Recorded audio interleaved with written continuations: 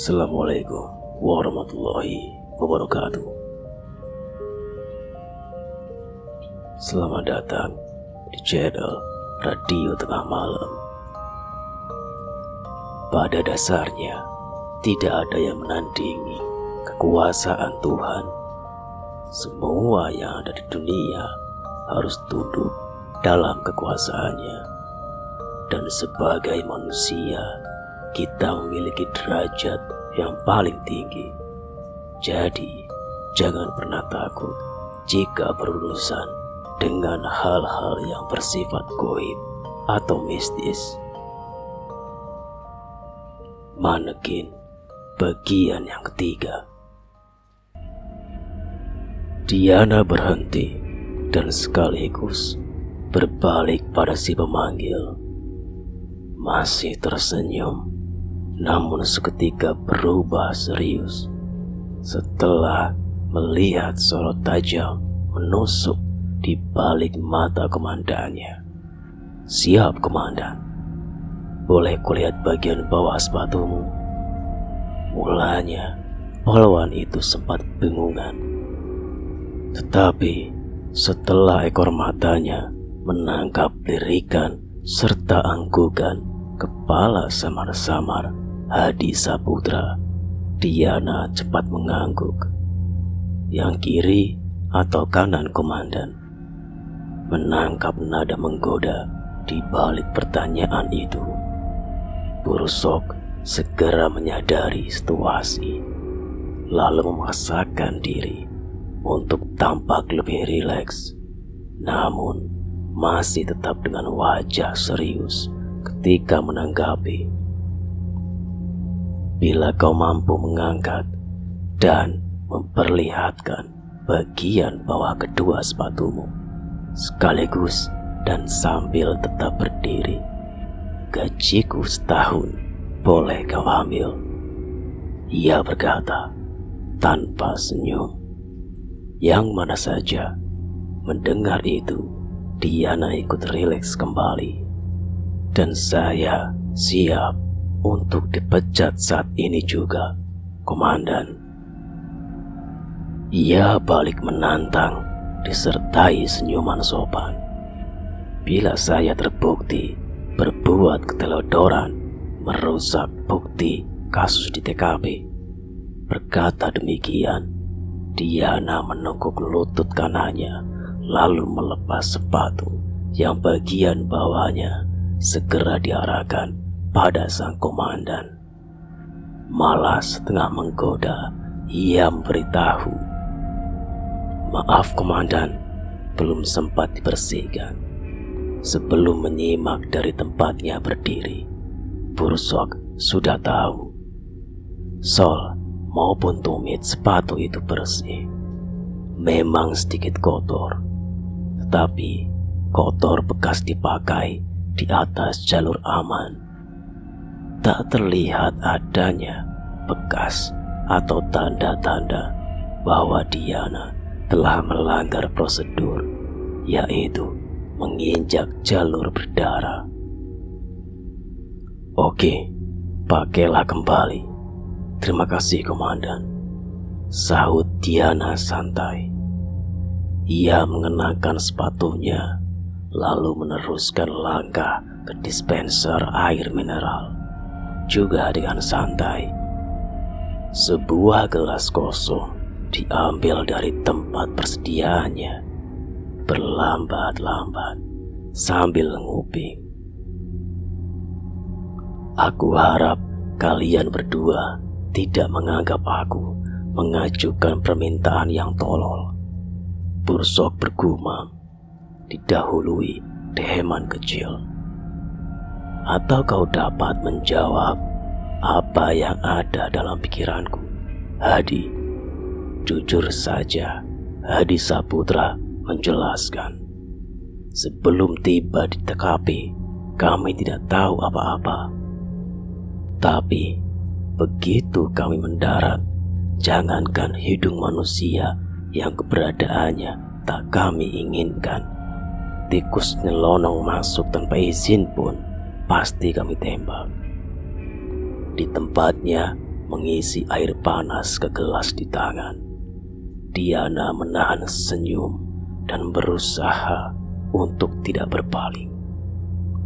Jadi, Pursok kembali bertanya, "Keajaiban, itulah yang tadi kita dengar dari mulut Pak Tua." Hadi Saputra berkata tenang. "Tetapi menurut pikiran saya, Komandan, ada seseorang yang coba-coba mempermainkan kita." "Oh iya, siapa?" "Dugaan sementara, tersangka pelaku yang identitas maupun keberadaannya sampai saat ini belum kita ketahui. Mari kita lihat cara dan bentuk permainannya."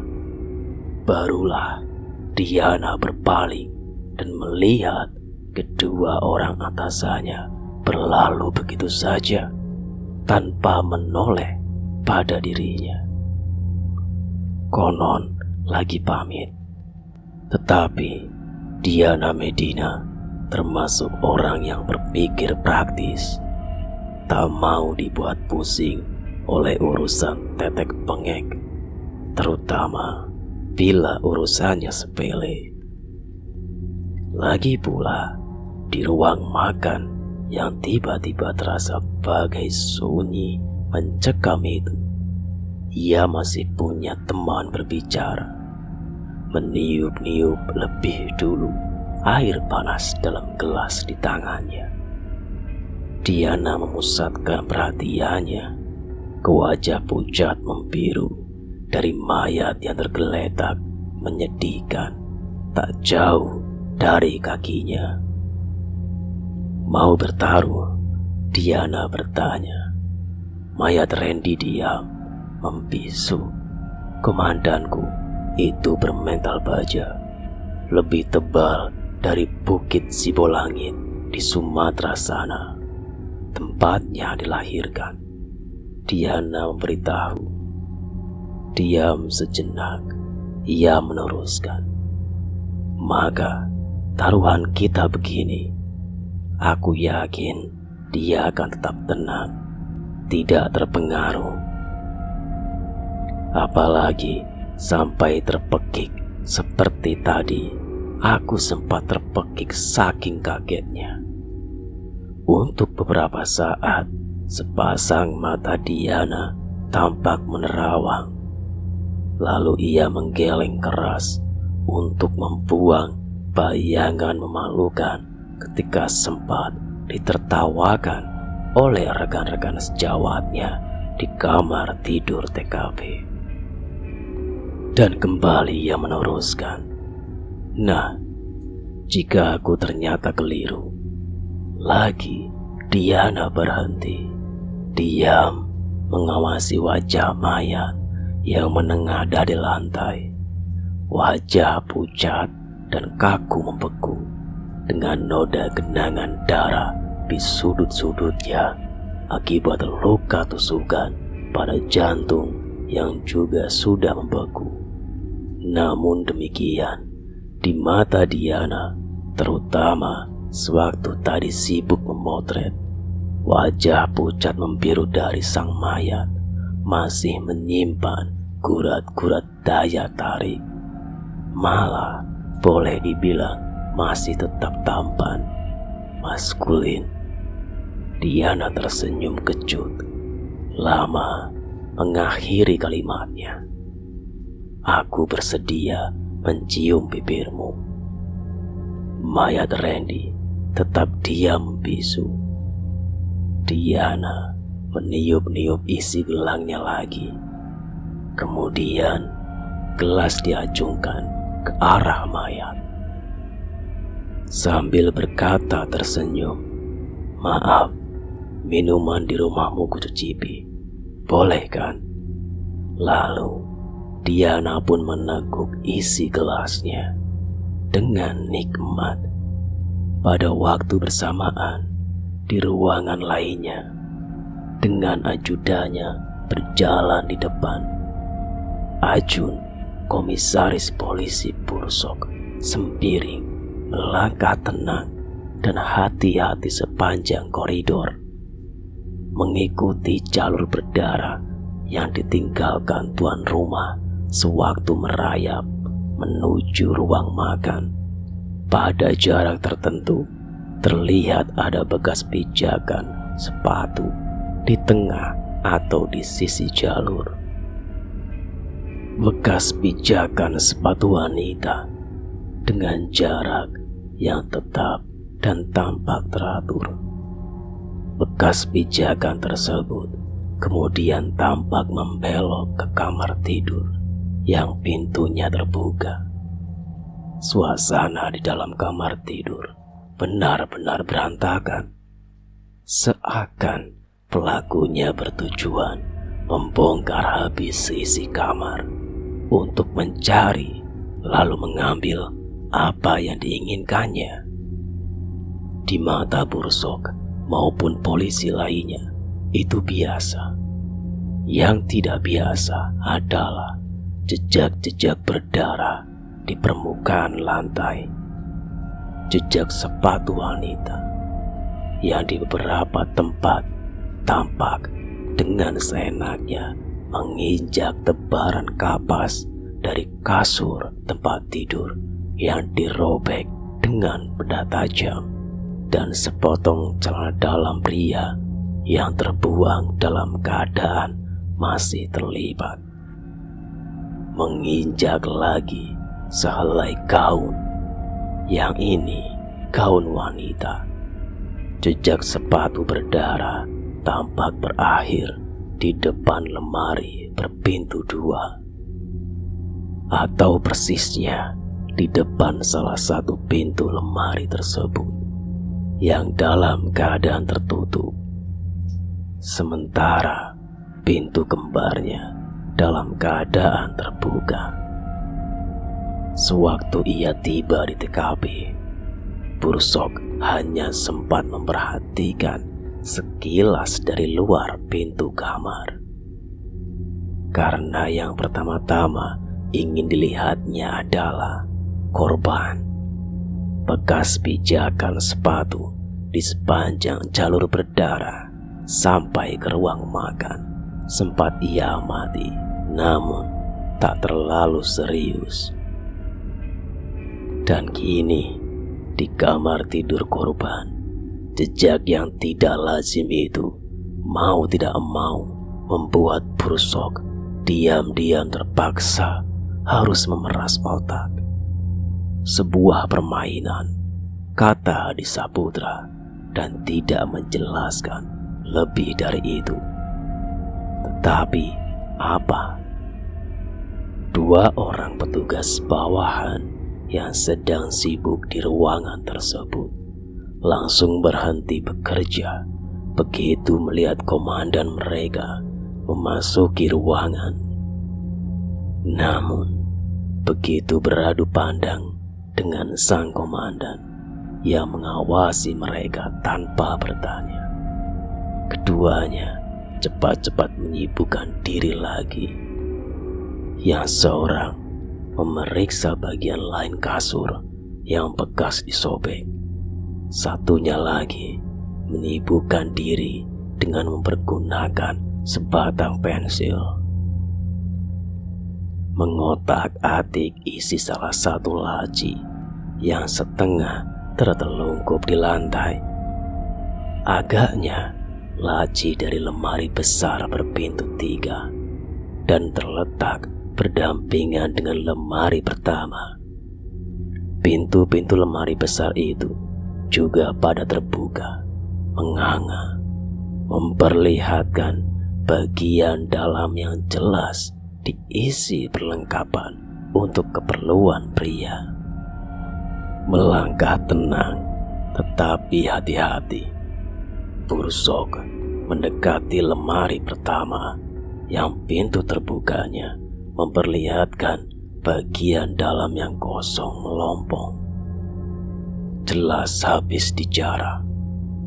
Pada pintu satunya lagi yang dalam keadaan tertutup terlihat sisa taburan tepung sidik jari, berarti sudah diidentifikasi.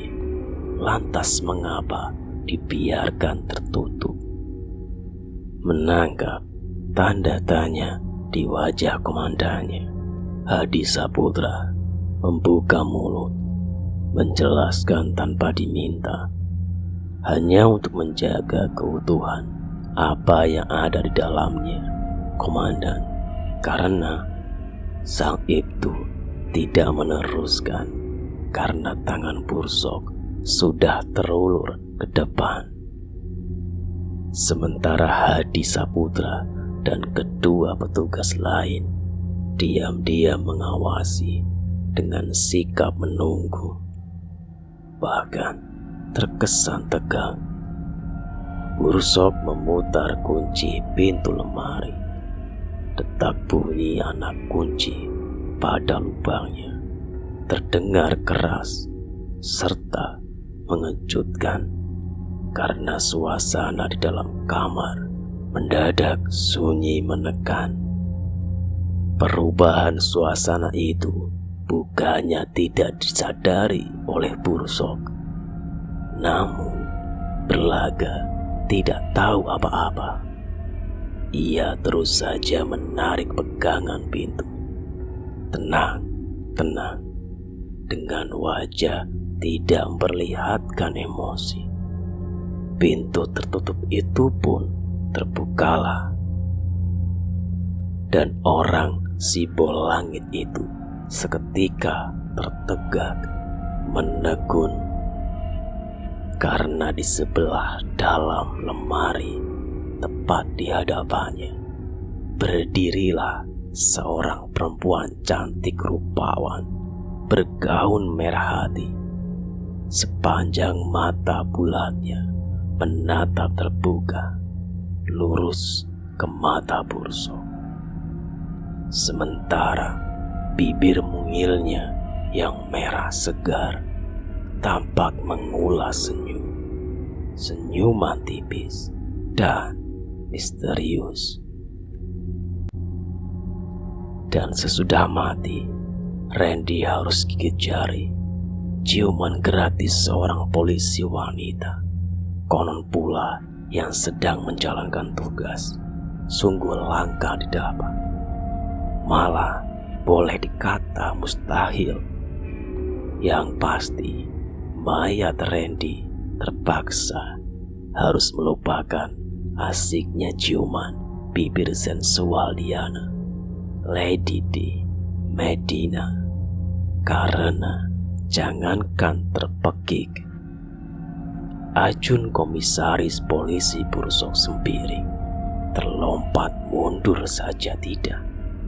Jikapun ia dibuat terkejut, reaksi kejutan itu hanya berupa kerjapan mata cepat dan sekilas, tak lebih dari itu. Tanpa ada perubahan apapun di wajahnya, Bursok dengan saksama mengawasi sosok rupawan yang tegak di hadapannya.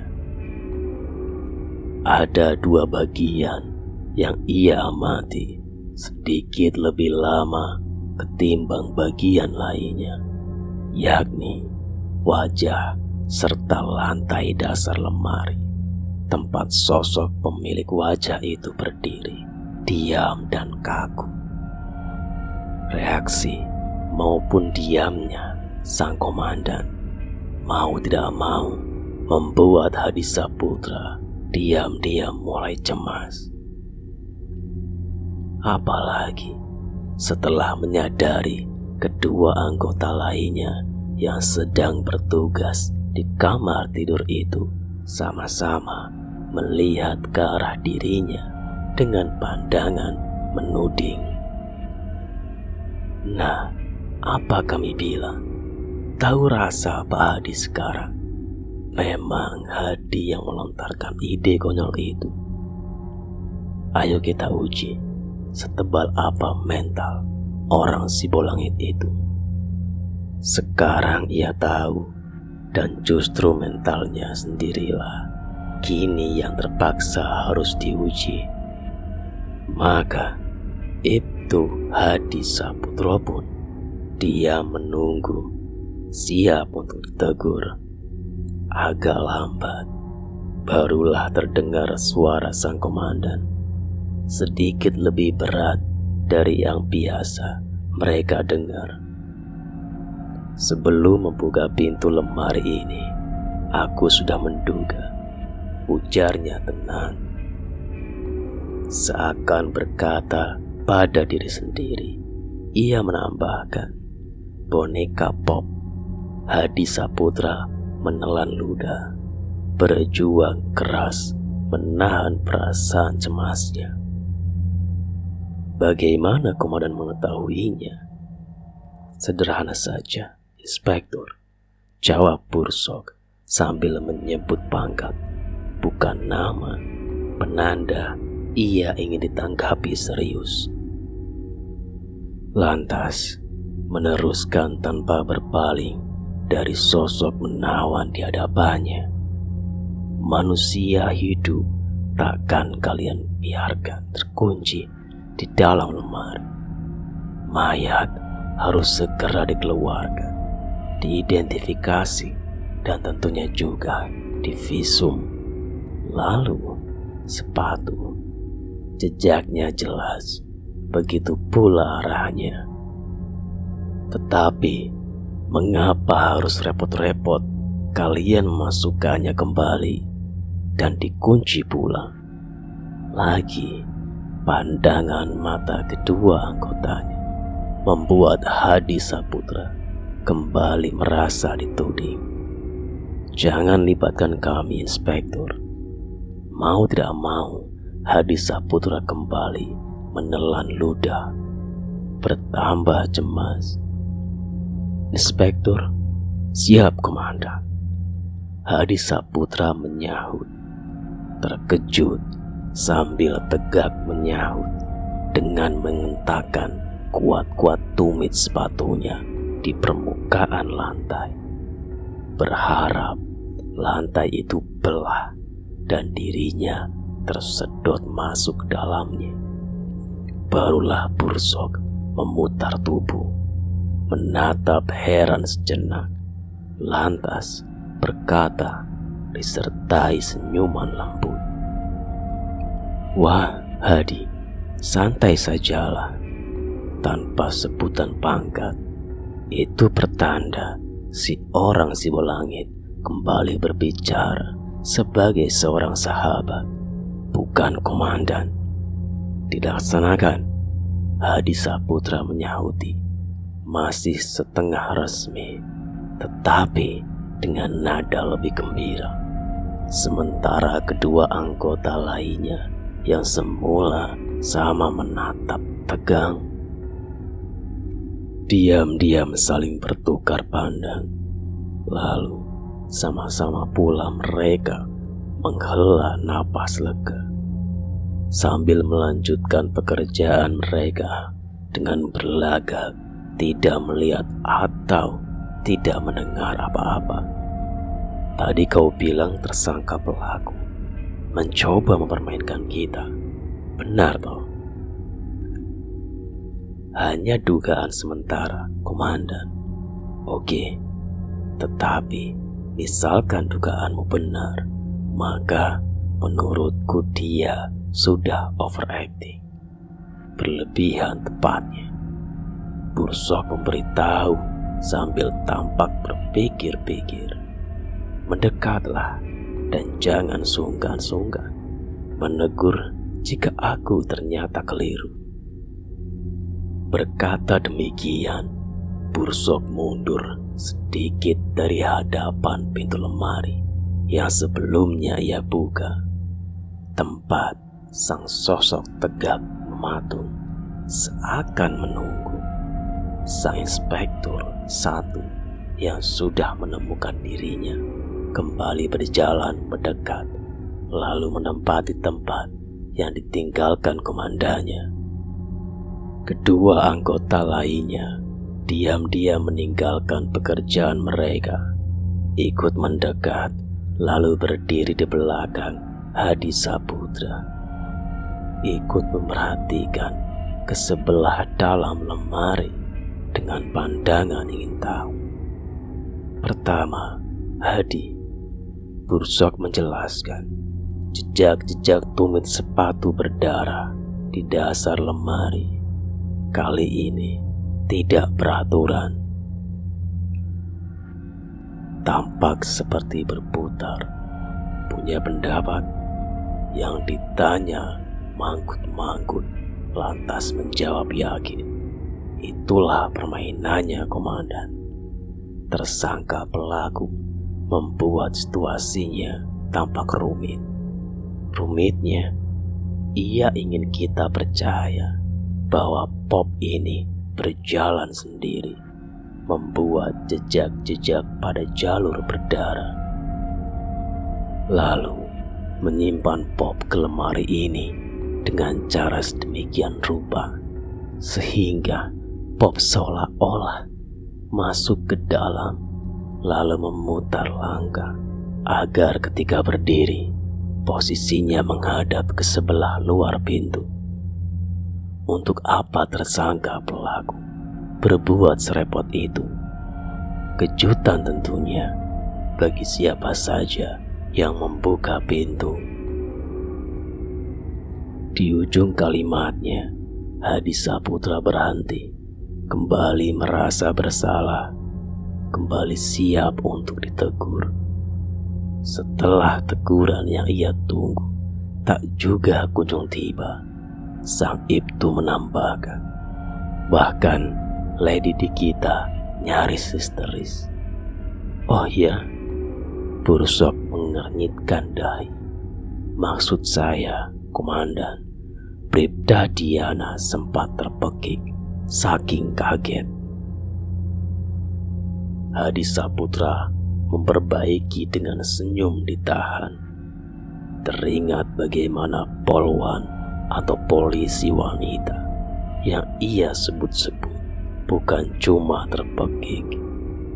Wajah Diana Medina juga pucat pasi dan mulutnya yang terbuka tidak mampu mengeluarkan kata-kata selama beberapa detik. Sementara ingatan itu membuat salah seorang anggota tampak menahan tawanya. Bursok kembali membuka mulut. Jika dugaan kalian benar, tersangka pelaku jelas bukan cuma rajin, tetapi juga punya otak dengan segudang ide kreatif. Sayang, aku tetap menganggap kreativitasnya sudah berlebihan. Mengapa, komandan? Bibir si jelita ini, coba kalian perhatikan. Jawab Bursok datar. Apa yang kalian lihat? Sang Ibtu maupun kedua orang anggota di belakangnya serempak mengangkat muka dan sama-sama memperhatikan ke arah bibir mungil sosok di dalam lemari yang tampak jelas dan nyata karena posisi berdiri sang sosok tepat menghadap ke sinar lampu kamar yang menyala terang benderang. Saat itulah Hadi Saputra diam tertegun. Salah seorang anggota di belakangnya tak sabar menunggu. Lantas, tanpa bisa menahan diri, ia lontarkanlah isi otak pintarnya. Bibir merah segar ini, komandan, senyumnya tampak hidup karena bentuk cetakan pabriknya benar-benar sempurna. Anggota satunya lagi tidak mau ketinggalan menanam andil. Manggut-manggut yakin. Ia menambahkan, termasuk pengecatan warna bibir, sehingga cat Hadi Saputra tiba-tiba mendesak tajam. Cat bibirnya ternoda. Untuk meyakinkan apa yang telah dilihatnya, Hadi Saputra maju lagi selangkah. Leher bahkan ia panjangkan supaya dapat melihat lebih dekat, sehingga wajahnya nyaris bersentuhan dengan wajah cantik boneka Bob di sebelah dalam lemari. Kedua anggota yang berdiri di belakangnya ingin mencuri lihat. Malang, batas pandang mereka diborong habis oleh tengkuk dan kepala sang inspektur yang sesaat kemudian bergumam lirih, setengah tak mengerti. Kok tadi aku tak melihatnya ya? Saat Hadi Saputra memundurkan kepalanya, barulah kedua anggota lainnya menyimak dan melihat apa yang telah dilihat oleh sang itu. Sadar sang komandan masih berada di dekat mereka, orang pertama yang tadi berbicara sekali lagi membuka mulut. Kali ini dengan nada setengah membela diri. Pasti karena tadi kita dibuat sibuk menenangkan sang lady, juga membandingkan bibir-bibir yang kita saksikan, bibir yang sama sensualnya, dan orang kedua menimpali, lalu menutup sendiri mulutnya setelah ujung sepatunya diinjak oleh rekan sejawatnya. Bursok diam-diam menahan tawa, lalu bertanya serius, "Nah, inspektur," kembali menyebut pangkat. Maka Hadi Saputra pun menyahuti dengan nada resmi, "Siap, komandan." Ada noda pada sudut bibir kiri Bob ini. Warna merahnya lebih tua, tidak segar, tidak bersinar-sinar sebagaimana bagian bibir lainnya. Juga lembab, kalau tak salah, timpal bursok, kalem. "Siap, komandan." Juga lembab. Hadi Saputra mengangguk setuju. "Itu maka ku bilang, jika dugaan kalian benar, tersangka pelaku sudah berlebihan." Menciumkan bibir Bob ke bibir orang Malang yang sudah jadi mayat itu benar-benar keterlaluan. Bursok menggeleng-geleng, tampak maskiul.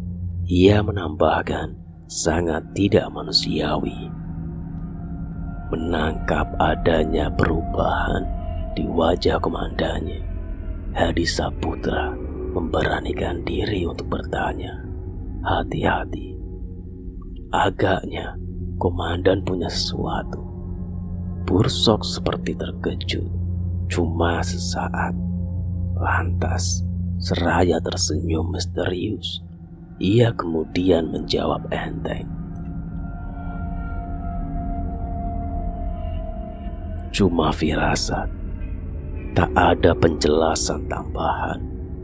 Dan Hadi Saputra tidak punya keberanian untuk mendesak, apalagi komandannya sudah keburu mengajukan pertanyaan dengan wajah masih tetap serius. "Masih ada kejutan lainnya untukku, Hadi?" Kembali cuma nama.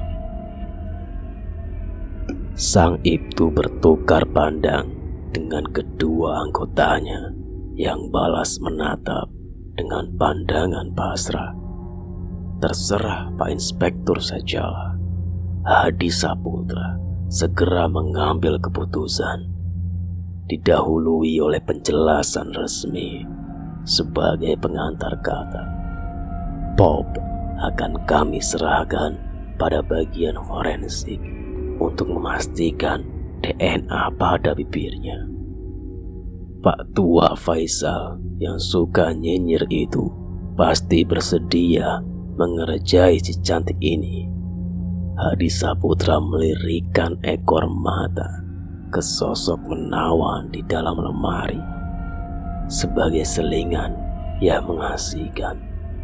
Bursok ikut melirik ke arah yang sama, tampak berpikir, lalu bergumam murung tentang boleh tidaknya dikerjai.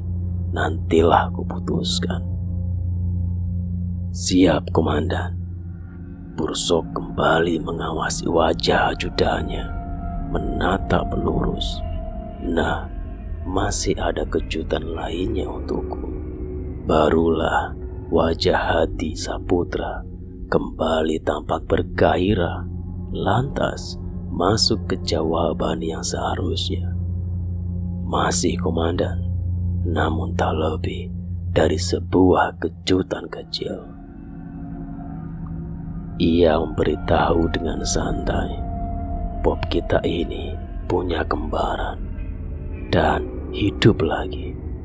Si anggota pertama yang tadi merasa pintar, cepat mengamini.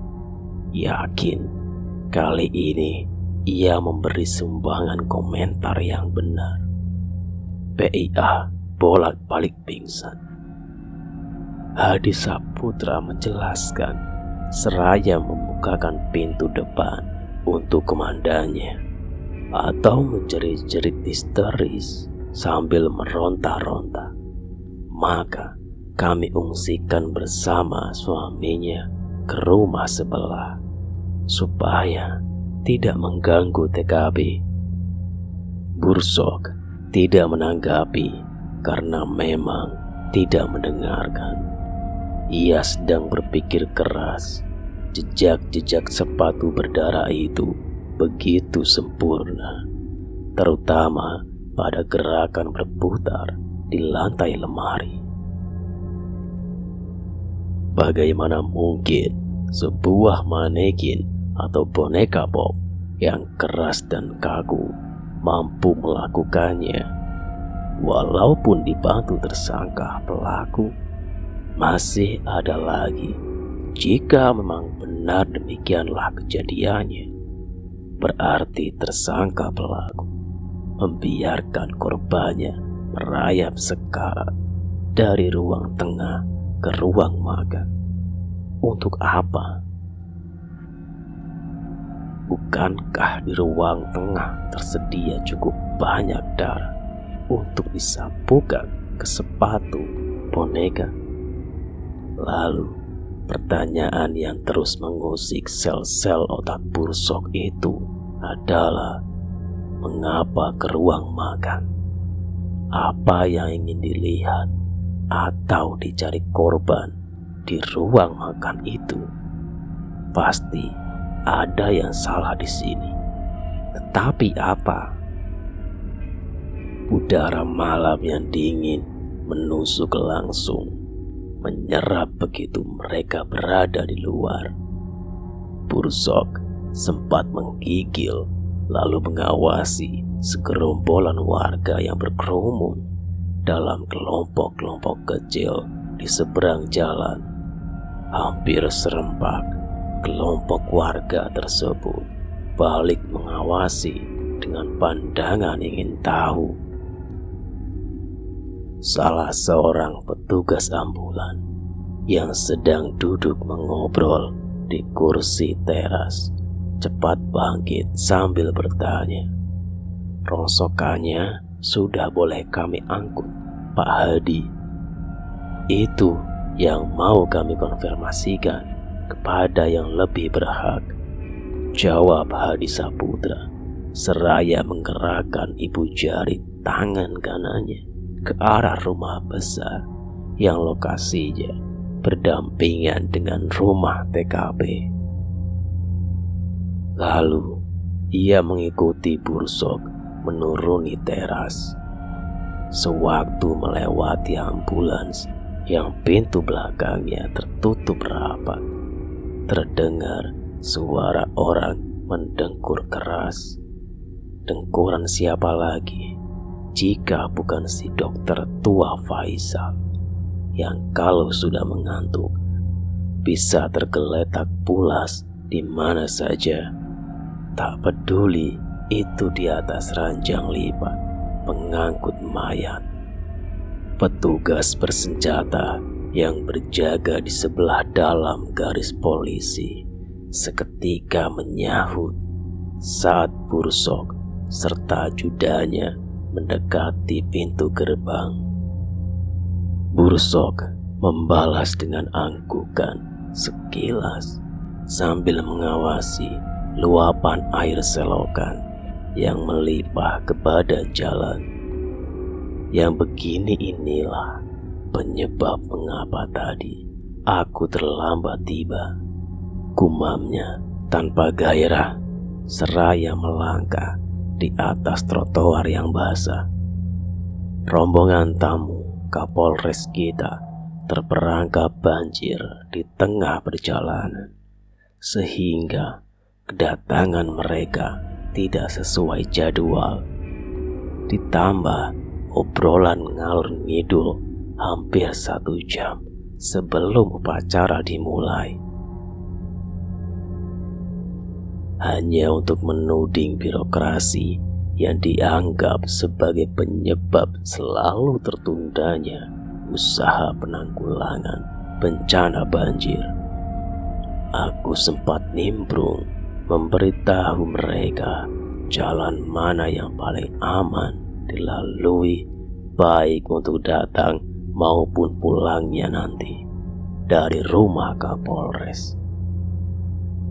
Bursok berhenti bicara untuk merunduk keluar dari bentangan pita kuning garis polisi di sepanjang trotoar yang diangkatkan oleh ajudannya.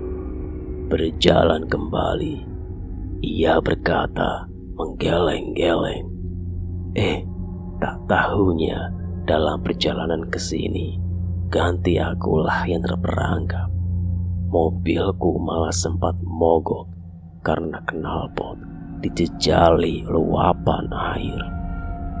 Bursok menggeleng lagi, lantas mengakhiri, hujan badai sialan itu padahal turunnya tidak sampai 2 jam.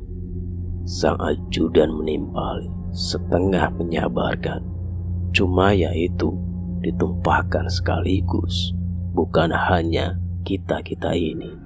Langit pun terkadang juga malas mencicil. Memasuki gerbang rumah yang dituju dan juga dijaga oleh seorang petugas bersenjata, Hadi Saputra bertanya setengah memperingatkan, apa tidak lebih baik besok pagi saja dia kita temui? Jangan membuang waktu yang sudah ada di tanganmu, Inspektur. Bursok menanggapi. Wajahnya sudah kembali pada sikap serius. Lagi pula sekarang toh sudah masuki pagi hari. Tuan rumahlah sebenarnya yang dipikirkan Hadi Saputra. Sudah didapati, kini masih juga diganggu. Tetapi lelaki tengah baya yang menyambut mereka dengan wajah tampak jernih dan segar cuma menanggapi dengan santai sewaktu Bursok meminta maaf karena datang bertamu tidak pada waktu yang menggembirakan. Bukan salah Anda, Komandan, ia berkata ringan disertai senyuman ceria dan bersahabat, tanpa merinci apa atau siapa yang bersalah. Seakan semua itu sudah menjadi urusan Tuhan semata. Lagi pula dia dan suaminya memang sudah tak sabar menunggu kedatangan kalian. Oh iya, Bursok menanggapi pendek dan heran. Keheranan Bursok terjawab dengan segera setelah ia serta ajudannya memasuki kamar tidur tempat orang yang mereka tuju. Terbaring lemah dan pucat ditunggui oleh suaminya dan istri tuan rumah yang segera berlalu setelah saling memperkenalkan diri dengan Bursok. Begitu tuan rumah mereka berlalu, Rinda langsung mengangkat muka, menatap lurus ke wajah Bursok dengan sepasang matanya yang tampak sembab bekas tangis yang berkepanjangan. Dipegangi sang suami, lirih dan gemetar, ia berbicara tersendat-sendat, tapi terdengar seperti menyimpan kemarahan. Mereka bilang Randy akan dibawa ke rumah sakit untuk dibedah, tepatnya di autopsi. Hadi Saputra membetulkan dengan sikap dan suara lembut. Setelah jawaban yang ditunggu tak kunjung keluar dari bibir Bursok yang mengatup rapat, sangat rapat malah, sambil Bursok terus menatap si pembicara dengan kelopak mata, nyaris tidak mengedip. Cuma sebuah kejutan kecil, kata ajudannya, tetapi cukup membuat Bursok takjub alang kepala. Hanya karena sudah terbiasa menahan emosi sajalah yang membuat mulutnya tidak membuka. Tercengang-cengang, bagaimana tidak, di hadapannya duduk setengah berbaring kembaran sang manekin. Bibir mungilnya, hidung, tulang pipi, mata lebarnya yang bulat, bahkan sampai ke potongan rambut. Dan yang lebih menakjubkan lagi, semua itu tampak bersinar dan bergerak-gerak, hidup